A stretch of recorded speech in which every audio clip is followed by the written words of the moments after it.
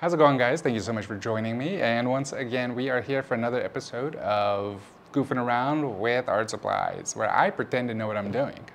And today we are going to be covering the ever popular alcohol marker. Now it seems like every time you turn around, there's going to be a competitor out there trying to compete with essentially the crowning king, which is Copics. Copic is probably never going to be dethroned. They're just too good. You can replace the nibs, you can refill them. They basically will last forever and the colors are just spectacular.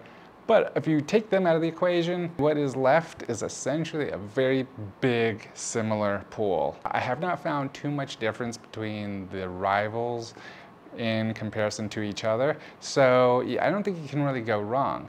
And in today's episode, we're going to be dealing with the 3 different markers that I personally own.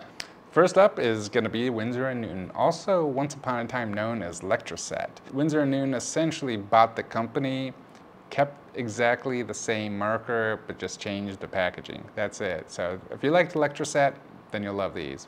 Next up is, of course, I believe the first ones that ever got into the game, and that is Prismacolor. I remember when I first started dealing with these in high school, could not believe the coverage. I thought it was like unbelievable, and how they blended together was amazing. For the people that are similar to me who like a good deal, we got Artist Loft. Now, Artist Loft is, for those that don't have them, it's the company of Michael's craft store. Now, they get a lot of flack, and I understand why. However, you sort of do get what you pay for. These burn out pretty quick. The tips fray really fast. These are about 1/4 of the price of a Copic. So now what I love to do, and I think everybody should really do it, is to create swatches.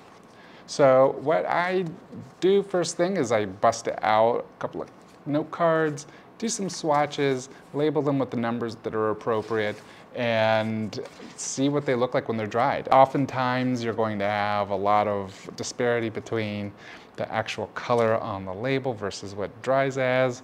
It'll be pretty close to the ballpark, but at the end of the day, you don't know what it looks like on paper until it is on paper. Enough of me yammering, let's get into the drawing and have some fun. For this one, I wanted to do a drawing of Frankenstein. I'm not sure why, but I always tend to do little variations of the character. I think it might be because he's very boxy and a bit easy to draw for me. And here we have the color swatches that I made. I naturally went with shades of green. What a lot of people don't know is that in the 1931 classic version of Frankenstein directed by James Whale, though a black and white film, the monster makeup was actually green. They found that during camera tests, the makeup that they originally used, which was white, was coming off entirely too bright on the monster. Back then they had to use monster lights, no pun intended, in order to get an exposure, but they had reflectivity issues to contend with. If you ever look back on those old black and white films, you'll notice that there is a very limited grayscale. That's in large part due to the film stock that was available back then. But enough of the history of film lesson, right? Let's get back to the drawing.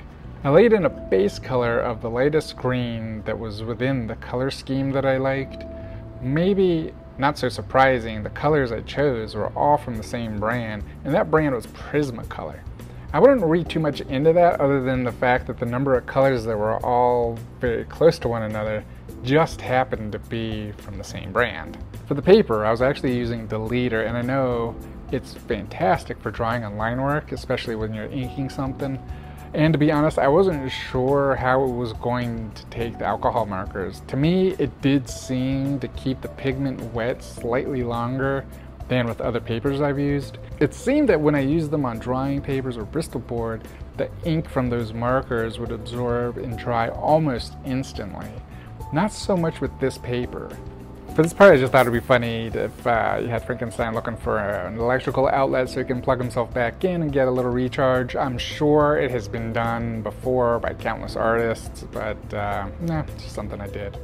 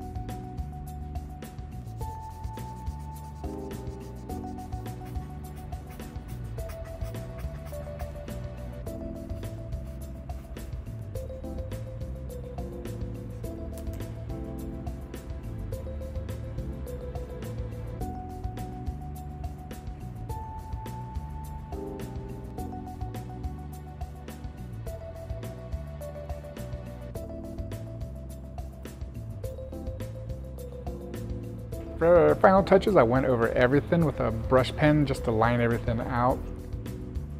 For final touches, I then broke out the white marker and added a little definition to the black suit that he wears. I have never really had much luck when it comes to these like jelly roll pens or anything like that. Even this one, it comes off so pure white when you first put it in, and then it just sort of fades into the color you're trying to cover up, and it's never like a true white. I may have to go with the Posca marker for that. Not sure. I've never had any real luck with them. Jelly pens, I see so many people using these jelly roll pens, and it's just, it comes off perfect. Like, how do they do it and I can't? Anyway, that's a complaint for another time.